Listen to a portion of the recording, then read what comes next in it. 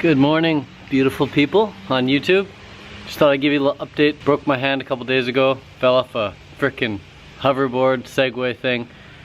Brutal, man. Brutal. It just goes to show thoughts really do become things. Right before I got on the hoverboard, my friends and I were joking. We're like, oh, which one of us wants to go break our arm first, break our hand first? And I was like, me. So I went on the Segway, super keen to try and learn this thing. Riding around the Segway, I figured out after a little while, do some like 360s and some spin arounds and learn how to go faster and slower, things like that. And then I figured, okay, I've been on this for a couple of minutes, I should jump off now before I hurt myself. I should jump off now while I'm still ahead. So sure enough, jump off and bam! I didn't jump properly. I slipped and fell. The hoverboard kind of stuck to my shoe a bit, and it landed right on my left thumb. So 130, 140 pounds directly on my left thumb was the first thing to hit, and a nasty angle. So it broke a bone there. Small break, thank God. But doctor said no exercise for 4 to 6 weeks. Obviously he doesn't know who I am or what I do. So I said, okay, thanks doc, but I'll take it from here. And yeah, so I didn't swim for the past couple days. I swam yesterday actually, just with my fists like this, so there's not much resistance in the water. But it still hurts quite a bit. I can't ride my bike. I can't hold my bike, I should say. I can ride my bike on a trainer, on a stationary trainer. So that's what I've been doing. I can swim very slowly if I swim like this. I can do kicking drills in the water. But I can't put any pressure on my bike, can't put any pressure on anything, can't really carry things. I can't swim, but I can run, so I'm running a lot. But anyways, because of this, I don't know if it's because of this, maybe it's because of this, but I've been really attracted to greens. The idea of eating leafy greens, for whatever reason, perhaps it's instinctive, perhaps it's conditioning, but I am attracted to eating greens for the purpose of healing my bone. I think eating greens provide a lot more minerals than fruit, which I don't think you'd normally need. I don't think you normally need so many minerals or so much of a certain nutrient. Perhaps it's vitamin K or something. But I think vitamin K and other minerals found in leafy greens can help repair broken bones.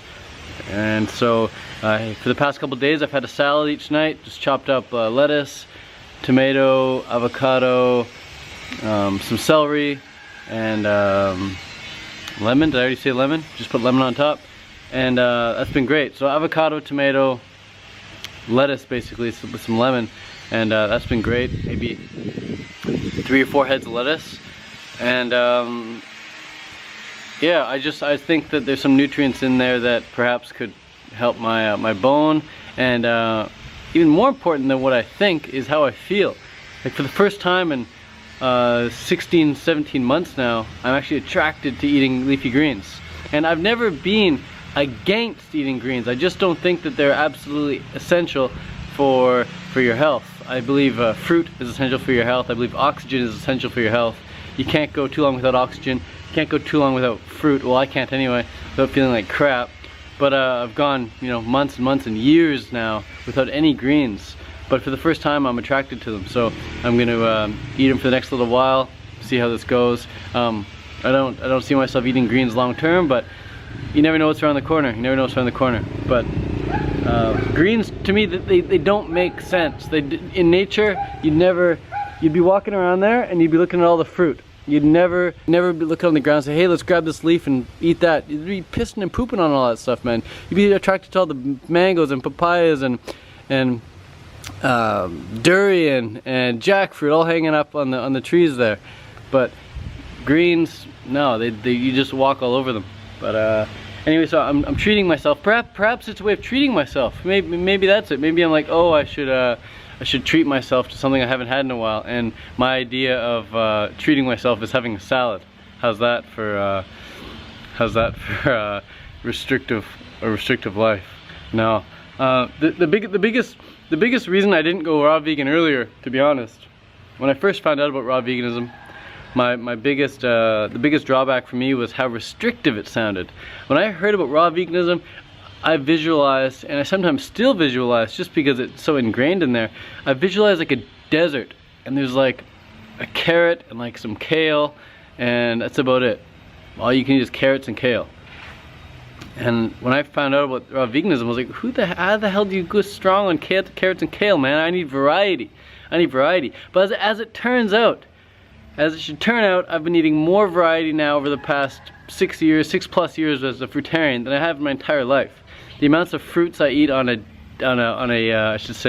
monthly basis, the variety of fruits I eat throughout the year, really, there's way more variety of fruit than I would ever have eaten on a regular diet. Now, on a regular diet, you eat the same crap anyway. You eat the same burgers, you eat the same potato chips, you eat the same sandwiches, you eat the same donuts, you eat the same pastas over and over and over again. Yeah, there's a lot of different recipes, but they all contain the same ingredients. And the only reason anyone ever eats anything with cooked food is because there's salt on it, man. When's the last time anyone ever ate some cooked food with no salt? It's very rare to go to any restaurant that has no salt in the food or in any of the sauces or dips or anything like that. So there's tons of people who say, well, I don't add any salt to anything. Well, you don't really need to, because it's already in the food, it's already in the sauce, it's already in the packet that you're adding. But that's another story. The beautiful thing about fruitarianism, raw veganism for me, is that you don't have to add any condiments. It's perfect on its own. The salad I made last night would have tasted absolutely fantastic if I just had greens, avocados, tomatoes. Done. That's the salad. So super simple, super easy. But yeah, am I no longer fruitarian? No, I definitely still consider myself fruitarian, but call me what you like. But when 99.9% of your calories come from fruit, I think it's easy to call yourself a fruitarian. And then people asking if I know of any, or see people asking other people on Facebook, like, do you know of any long-term fruitarians? And I